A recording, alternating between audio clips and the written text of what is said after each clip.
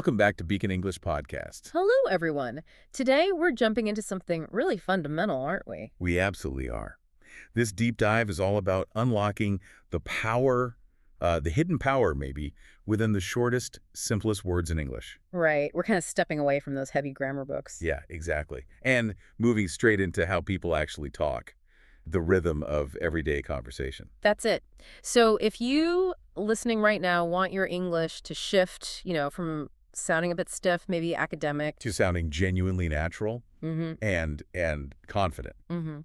The answer isn't always about learning 50 new complicated words. No, definitely not. The real power, we think, lies in mastering just 6 short, really flexible verbs. They're like little linguistic superpowers. That's a great way to put it.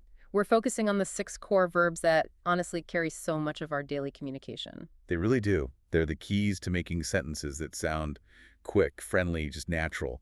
And those verbs are get, take, go, make, do, and have. Just 6. And our mission today is sort of threefold. First, we're going to break down how to use these 6 verbs in, well, loads of different ways, show how flexible they are. Okay. And second, we'll get into the music of English, that natural rhythm you hear, which comes a lot from contractions and connected speech. It's crucial. right, how words flow together. And third, And finally, we'll show you how these verbs and that rhythm combine to basically run your whole day. From planning stuff to just grabbing a coffee with someone. sounds practical. And we promise we'll speak clearly. Use a nice rhythm so you can really train your ear and your mouth at the same time. Exactly. This is designed to be your shortcut, maybe, to that quicker, friendlier fluency, especially if you're around that A2, B1 level. Okay, let's get started then. Let's unpack this idea first. The power of simple verbs. Why focus on just 6 small words instead of, learning hundreds of bigger ones? Well, it really comes down to flexibility and just how often you use them. Frequency. Think about it. When you learn a very specific, maybe formal word like procure. Right, like procure supplies. Sounds very businesslike. Exactly. Or commence instead of start. You can only use them in certain, often formal situations, but these core verbs get, take, go, make, do, have they pop up everywhere. Because they can often substitute for those bigger words, right? Precisely. They fit in almost any context, which means less mental load when you're trying to speak. You don't have to search for that perfect fancy word. They're like efficiency tools for your brain. That's it. Linguistic glue, maybe? Yeah. They help you build sentences much faster. Once you get the hang of the patterns these 6 verbs use... It cuts down that thinking time. Dramatically, yeah. Let's take GET, for example. Tiny word. Mm. But it covers so much ground. At least 4 big ideas. Receiving something, arriving somewhere, becoming something, or obtaining something. Wow, okay. So get replaces a bunch of other verbs. It really does, especially more formal ones. Like instead of saying, I obtained the new client document, which sounds quite formal, You just say, I got the document. Simple. Faster. Or, she is becoming better. Sounds a bit clinical, maybe? yeah, a little. You just say, she's getting better. Much more natural in conversation. So using gets saves mental energy and makes you sound more relaxed, more conversational. Exactly. Imagine trying to use a different specific verb for every single one of those meanings. Your vocabulary would need to be huge, and frankly, you'd sound a bit robotic. Like reading from a script. Yeah. And the same idea applies to take. We use take a lot when we talk about starting an action, maybe something that takes a bit of time or involves a pause from other things. Okay, so initiating an action, like take a seat or take a break, take a look. These are super common phrases, aren't they? you hear them all the time. They feel like single units. That's the key. They are like single units, fixed patterns. You don't build them word by word each time. Your brain just grabs the whole chunk. So our goal today is to train ourselves and you, the listener, to hear and use these verbs in those common, quick patterns. Yep. Aiming for English that sounds natural, flows quickly, and feels friendly. All right. Let's dive into the key phrase bank for these 6 verbs then. We'll give the core meaning, and then we'll say some example phrases. Use the pause after each one to repeat it out loud. Try to match our rhythm. Focus on that rhythm, short, clear beats. Okay, starting again with number 1, get tea. Core meanings. Receive, arrive, become, obtain. Listen to how the context shifts. Ready? Listen and repeat. I get up at 7. Pause. That's about movement, waking up. I get to work at 9. Pause. I got a new bag. Pause. That's obtaining something. Notice the past tense. Got. I'm getting hungry. Pause. And that's becoming, the process of change. Great. It's amazing how one little word does all that heavy lifting. Getting up is physical, getting hungry is a feeling, Yeah. but get handles both. Super efficient. Okay, number 2, take. This often involves movement, starting an action, or using a period of time. Right. Repeat these common phrases using take. Take your time. Pause. Offering someone time. Take a break. Pause. Initiating a rest. Take the bus. Pause. Using transport. Take a photo. Pause. Performing an action. You see, when you take a break, you're starting that rest period. When you take the bus, you're using that mode of transport. Simple, daily stuff. Absolutely crucial. Now, number 3, make. This one's about creating, producing, or constructing something. Could be physical, could be an idea. Okay, make equals creation. Listen and repeat these examples. Make breakfast. Pause. Creating food. Make a plan. Pause. Creating an idea, a result. Make friends. Pause. Creating relationships. Make a mistake. Pause. Creating an unwanted result. That's a really important fixed one. Make a mistake. Definitely. Now, hang on a second. Before we jump to the next one, we have to talk about make versus do. This trips up so many learners. Oh, yeah. The classic make or do confusion. It's probably worth spending a moment here, isn't it? I think so. We just make is about creation, producing something new. So what's do about then? How is it different? Good question. Do is more about the action itself. Tasks, duties, activities that are maybe routine, or just general actions you perform. The focus isn't on creating a new thing. Not creating something tangible. Often, yes. Or even if it's a result, it's more about performing the duty or activity. Think about chores, work tasks, general activities. Okay, can we have some pairs? Yeah. Like make this, but do that. Sure, great idea. You make a decision, you've created a plan or result. Right. But you do research. You're performing the task of researching. Okay, makes sense. You make a sandwich, a new physical object is created, but you do the dishes. You're performing the chore, the duty. Got it. One more. How about you make money creating a result, often in business, but you do business that's performing the general activity of commerce. Okay. So thinking. Am I building something new, make, or am I performing a task or duty, do? That helps. That's the core distinction, yeah. If it's a job, a chore, a general activity, lean towards do. If it's about construction, creation, a specific outcome, make, is usually your friend. That clarification is really helpful. Okay, so now let's practice number 4. DO. Actions, tasks, duties. Ready. Repeat these task-focused voices. Keep that rhythm quick. Do the dishes. Pause. A common chore. Do homework. Pause. A typical task. Do your best. Pause. Performing to your maximum effort. What do you do? Pause. Asking about someone's job or profession, the activity they perform. That last one, what do you do, Mm-hmm. is perfect. It uses do for that general activity of work. If I ask, what do you make? It sounds like I'm asking about a product you manufacture. Exactly. Context is key. All right, moving on. Number 5, the go. This is mainly about movement place to place, or sometimes a change in state, often used with prepositions like to, for, home. Okay, go for movement. Practice these common directional phrases. Go home.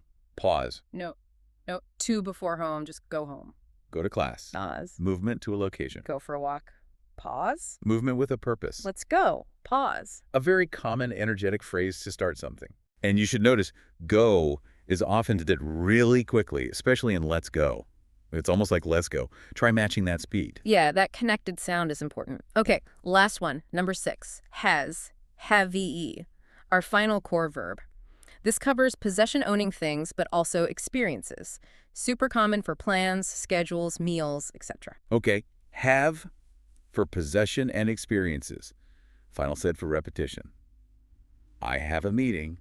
Pause. Possessing a scheduled event. I have time. Pause. Possessing availability. Have fun. Pause. Encouraging someone to experience enjoyment. Let's have dinner. Pause. Suggesting experiencing a meal together. Good point on that last one. Have dinner isn't about owning the food. It's about the sheer experience of eating. Really important for social plans. Absolutely. So there they are, 6 tiny words. But they form the bedrock of so much daily English. You're doing great, by the way, just working through these. Keep going. Okay, we've got the verbs. Now, what about making it sound, well, less like we're reading a list and more like natural speech? You mentioned the music of English? Exactly. This is where we get into the secret sauce, maybe. It's less about what words you choose sometimes and more about how you say them. contractions, and connected speech. This is key for sounding, fluent, right? Right. Not robotic. Totally. It unlocks conversational speed. Think about it. When native speakers talk casually, they naturally shorten words and link them together. It's efficient. Because speaking every single word fully and clearly takes more effort. And it sounds unnatural in conversation. It sounds like you're reading aloud, even if your grammar is perfect. We call the linking connected speech. The most basic form is contractions, yeah. Like I am to I'm. Right. I am becomes I'm. You are becomes your, do not becomes don't. These are pretty much essential for any casual speech. You almost have to use them to sound natural. But there's more to it than just standard contractions, isn't there? You mentioned reductions. Yes. This is where it gets really interesting for sounding friendly and relaxed. There are specific word combinations that get reduced or squished together all the time in casual talk. And if you don't use them? If you don't use them when you're chatting with friends or in informal situations, your English can sound a bit too formal, maybe a little stiff, even slightly distant. Okay, so what are the main ones we should focus on? We're going to focus on 3 of the absolute most common and powerful ones. But remember, these are generally for casual, friendly situations only, not for formal writing or speeches. Got it. Casual use only. What's the first one? The first is going to. In casual speech, this very often becomes gonna. Gonna. Gonna.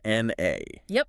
Often pronounced with the soft sound at the end, like J-N-A, not a hard A. I'm gonna go. Okay.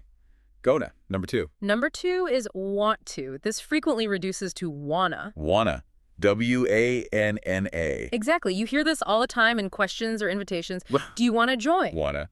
And the third one? The third one is got to. When it means have to or must, it very commonly reduces to gotta. Gotta. G-O-T-T-A. Yeah, like I gotta go now, meaning I have to go now. It signals necessity in a casual way. Okay. Gonna, wanna, gotta. Let's practice saying them straight away. Yeah. You need to get the rhythm, the flow. Definitely. It's about how they connect to the words around them. We'll say the full reduced sentence slowly first, then a bit faster. Try to match that connected sound. Ready? First, I'm going to go now. Pause. 2s. Okay, slow. Now a bit faster, more natural. I'm going to go now. Pause 1s. Hear how flows right into gonna. I'm going. Exactly. Next one. Do you want to join? Pause 2s. Natural speed. Do you want to join? Pause 1s. It becomes like one smooth wave of sound. That's it. And the last one, I got to run, meaning I have to leave quickly. Pause 2s. Natural speed. I gotta run. Yeah. Pause 1. I gotta run. Again, it just slows together. This flow is so important. It's what makes spoken English sound smooth and, well, faster. If you pronounce every single word separately, You sound choppy and slower. exactly, you Yeah. break the rhythm. So this raises a really interesting point about culture and politeness. We said use gonna, wanna, gotta in casual, friendly talk.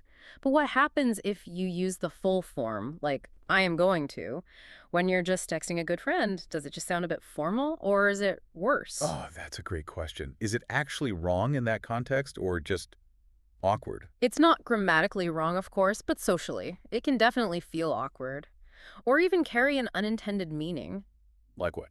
Well, if you text your best friend, I am going to be late, instead of I'm going to be late, they might think you're being overly serious, or maybe even a little annoyed or emphatic about it. Ah, okay. So the full forms, even if grammatically correct, can signal seriousness, formality, maybe even irritation if the context is super casual. Yeah. They create distance. Precisely. The reductions, wanna, gotta, they signal relaxation, comfort. You're saving effort because the relationship is close and informal. Using the full forms in those situations can make you sound like a beginner, perhaps, or like you're deliberately choosing a more distant, formal tone. So it's actually a key politeness or relationship marker in a way. It really is. Let's do a direct comparison. You'll hear the difference in energy and smoothness straight away. Think textbook versus natural chat. Okay. Textbook style. I'm going to make dinner. Very clear, very separate words. Natural casual style. I'm going to make dinner. Pause. Smoother, faster. Fewer syllables almost. Right. Next pair. Textbook. Do you want to take a break? Again, quite deliberate. Natural casual. Do you want to take a break? Pause. Much lighter, more inviting somehow. Exactly. Yeah. Last one. Textbook. I have to go now. Okay. Clear necessity. Natural casual. I gotta go now. Pause. Still shows necessity, but sounds much more relaxed about it. The rhythm just flows better. Yeah, the natural versions feel less heavy. The focus just jumps to the main verb. Make, take, go. And that's the goal. Quick, efficient, friendly communication. Okay, so now we have our 6 core verbs and our 3 key casual reductions. Let's put it all together, see how they work in, like, actual conversations. Yes, this is where it all comes together. We'll run through a couple of short scenarios to show how these simple tools handle everything: actions, feelings, plans. Listen first, just get the gist, and try to spot the verbs and reductions. All right. Scenario 1. Planning the day. Imagine 2 colleagues or friends sorting out their work and maybe lunch. Listen to this chat. Hey, what's your plan today? Morning. I'm going to get some work done, then take a break. Nice. I need to make a few calls and do some emails. Do you want to get lunch together? Yeah, that sounds great. Let's go at 1. Cool. I'll take the car. We can go to the new cafe. Perfect. I've got to finish a report first. No problem. Text me when you're ready. Will do. See you soon. Okay, wow. That short little exchange used pretty much all of them, didn't it? It really did. Gonna, did, take, D, go on, go, ga. They handled everything. Greeting, tasks, planning, agreeing on time, transport, setting a condition. Let's break down that efficiency a bit. When the first speaker says, I'm going to get some work done. It's just the simplest, most natural way to say, I plan to accomplish some tasks. Using, I am going to achieve some work objectives would sound ridiculous there. Right. And the lunch invitation. Do you want to get lunch together? That wanna feels really key. It makes it sound light, low pressure. Do you want to get lunch together? It's Yeah. fine. But wanna makes it even more casual, easy to say yes or no to. Yeah, less like a formal request. And the condition at the end, I've got to finish a report first. That gotta instantly signals the reason for potential delay. I have to do this first. It conveys that necessity quickly and informally. Okay, let's practice shadowing some key lines from that dialogue. Really focus on copying our rhythm and the connected sounds. Say it out loud in the pause. Ready. First line. I'm gonna get some work done. Pause. Next. Do you want to get lunch together? Pause. Good. I'll take the car. Pause. Last one. I've got to finish a report first. Pause. Great. Okay, let's try scenario 2. Quick friendly chat. This is even shorter, maybe just bumping into someone near the coffee machine. Notice how the simple verbs carry everything quickly. Listen to the whole thing. Want to get coffee? Yeah. Let's take a break. I'm going to make lunch after. Nice. I have meeting at 2. Okay. Can you take a look at this first? Sure, I'll do it now. Wow. 6 short sentences. Invitation, agreement, future plan stated, another person's commitment mentioned, a quick request, and acceptance. All done. And look how the verbs did the work. Want to get started it. Take a break. Agreed the pause. Gonna make. Talked about the future. Have stayed the commitment. Take a look. Made the request. And do it accepted the task. It's incredibly efficient. Because the words are short and common, the conversation just flows really quickly. No delays. That's the feeling of fluency, isn't it? That easy back and forth. And remember, repetition builds strong muscle memory. Your mouth literally learns the rhythm, so practicing out loud is key. Absolutely. Okay, so we've got the words, the rhythm. But sometimes things still go wrong with pronunciation, right? Let's talk common problems and fixes related to just the sound, making sure you sound clear and also kind of friendly. Good idea. Because fluency isn't just vocabulary and grammar, it's also about being understood easily and coming across well. So fix 1, clarity and maybe, jaw tension. I've noticed some learners sound a bit muffled. Yes, that's common. Often it's because they aren't opening their mouth enough. English, especially vowels like A in plan or O in got, needs a bit more mouth opening, a more relaxed jaw than some other languages. So if your jaw is tight, The sound gets trapped. It can sound mumbled or unclear. A simple physical tip. Consciously relax your jaw. Try saying plan and talk and really feel your jaw drop a little. It opens up the sound. relax the jaw for clearer vowels. Got it. Fix 2, stress and bounce. You mentioned English's stress time. What does that mean for pronunciation? It's huge. It means we don't give equal time to every syllable or word. We stress the important content, words, nouns, main verbs, adjectives, adverbs, and we kind of rush through or de-stress the little function words like a, the, in, to, is, are. So the sentence has a rhythm, a bounce. Exactly, like music or a dance beat. Stressed words get the beat, unstressed words are squeezed in between. If you give equal time to every word, you sound very unnatural, very robotic. How do we practice that? Let's try emphasizing the verbs we learned. Exaggerate the stress slightly. Listen and repeat. I get up, take a break, make dinner. I get up, take a break, Make dinner. Yeah, you feel that pulse on the verb. That's the feeling you want. The small words around it get softer and quicker. Okay. Fix 3. Linking sounds. We touched on this with gonna, wanna, gotta. Does it apply more broadly? Oh, absolutely. It's fundamental to connected speech.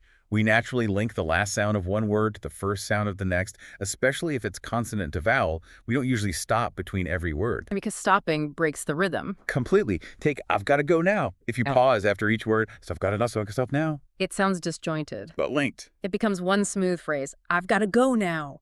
The sounds glide together. Practice just saying, I've got to smoothly. I've got to. It's not lazy. It's efficient. Okay, link those sounds. And finally, fix 4.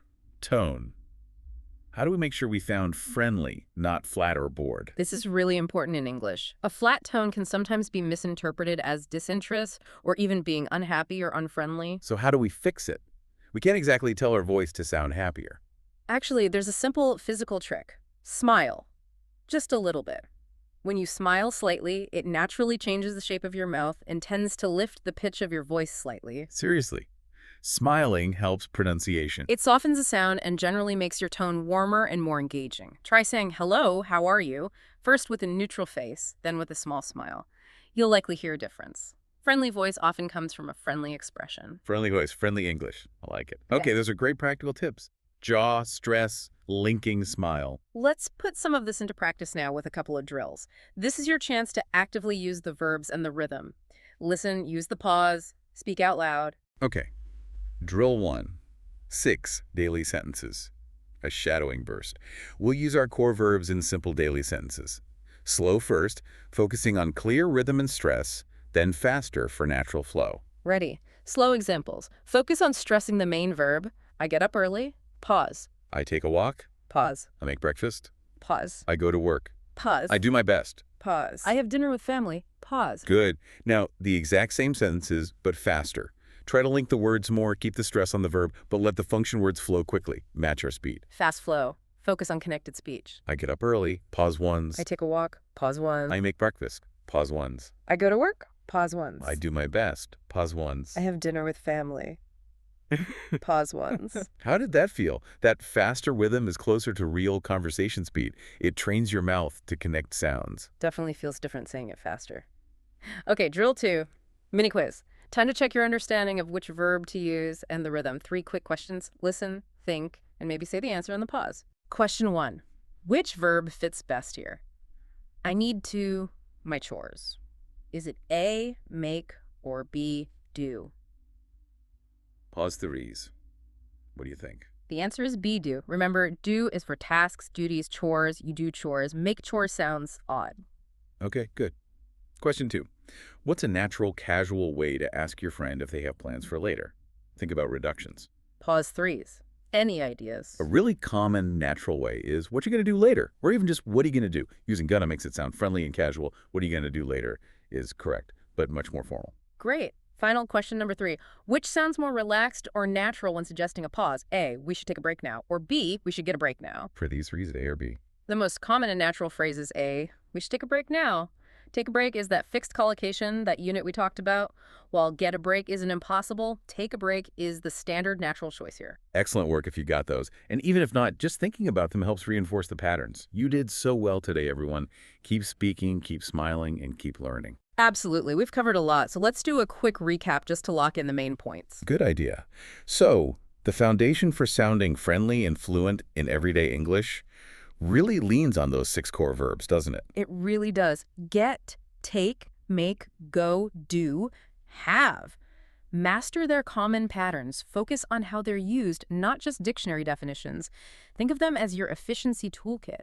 And the sound, the music of English. That comes from connected speech, linking words, and crucially for casual chat, using those reductions.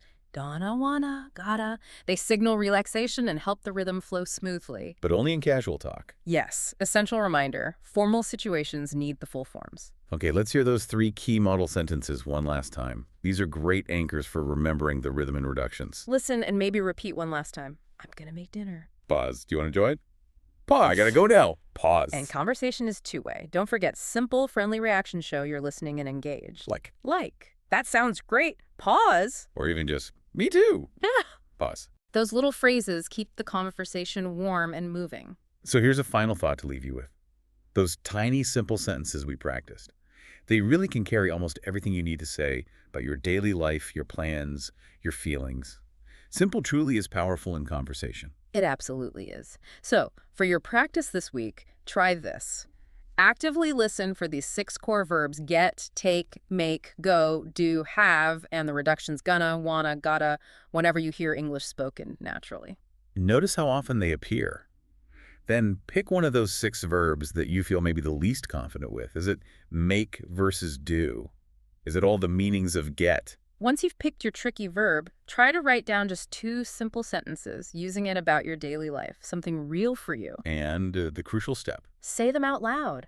Practice them with a smooth rhythm, linking the sounds, maybe even with that little smile we talked about. Make them sound friendly. Because practicing out loud every day, even for a few minutes, is genuinely how fluency grows. You're building that muscle memory. Exactly. We really hope this deep dive has helped you unlock some of the secrets to that natural English sound. Keep practicing, keep listening, keep speaking. Thanks for joining us. We'll see you next time for more focused English practice. Bye for now.